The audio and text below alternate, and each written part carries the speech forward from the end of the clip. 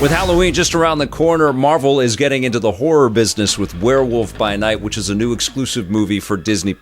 It's a very different take for the MCU. It does feature characters that are prominently positioned in the Marvel Universe, and if you've played games like Marvel Ultimate Alliance, you've known characters like Elsa Bloodstone before, who was played by Laura Donnelly in this movie, and Werewolf by Night is an actual werewolf, goes by the human name of Jack Russell, and is played by Gael, García, Bernal, and the movie is shot entirely in black and white. There's a huge emphasis on practical effects in this film, so it really embodies and echoes a lot of classic horror films that we used to watch from the 30s and 40s and 50s, and it's got a great gothic vibe to it. Michael Giacchino steps behind the camera as the director. I think this is one of his first big feature directorial projects, although he's been around in the movie industry and the video game industry forever, composing on all kinds of massive pictures like the Batman or Thor, Love and Thunder, and lots of huge video games as well, Medal of Honor, Call of Duty. His IMDb page is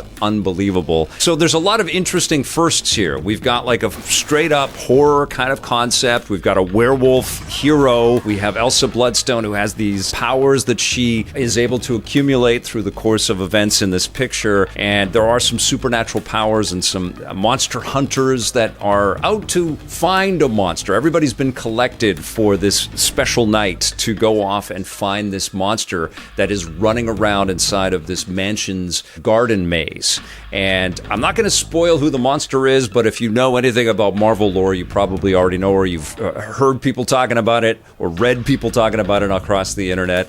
But it was a very cool reveal, and that is a massive surprise. And of course, what this does is extends the MCU out in some really interesting ways, and it introduces characters that we haven't seen before. And I got to tell you that Laura Donnelly and Gael García Bernal are terrific on screen together. Their characters are really cool, great performances, and I want to see more. I think that's one of the most exciting things about Werewolf by Night, is that it shows us a world that could get further embellished, and we could go off in some really interesting tangents. But this movie is very fun. It's contained, it's smartly crafted, it's a little bit gory, but what's interesting is everything is in black and white, and so if we see blood splatter or spray, if characters get attacked or clawed or whatever, and they get cut up and they're splashing blood, it's all in black and white, so it's black and white chunks of things that are flying around. So it's not quite as grisly if it was blood red everywhere. There are echoes of red, interestingly sort of interspersed throughout this movie, which is cool, and it's tied to an object with some magical powers, which is pretty damn cool. I love the aesthetic, and I love the performance. I love the music of the film, and of course Michael Giacchino did the music in here as well. It just had a great creepy vibe with a sense of humor, but it was really tightly made, and it doesn't overstay its welcome either. I mean, it's a movie that's just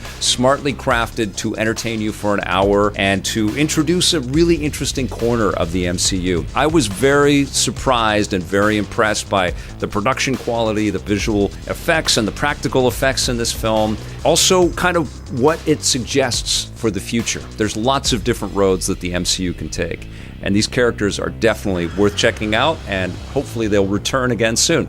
I'm going to give Werewolf by Night an 8.5 out of 10. It's a lot of fun.